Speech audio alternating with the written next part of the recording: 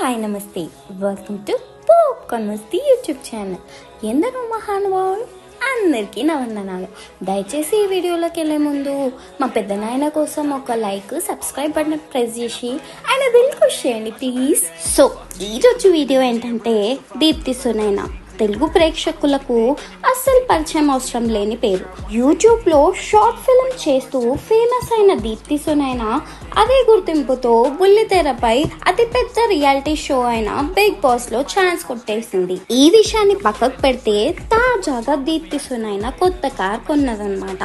అయితే అందరిలాగా ఓ బెంజో, ఆడియో అంటూ లగ్జరీ బ్రాండ్ కాకుండా కొంచెం డిఫరెంట్ గా కొన్నదన్నమాట.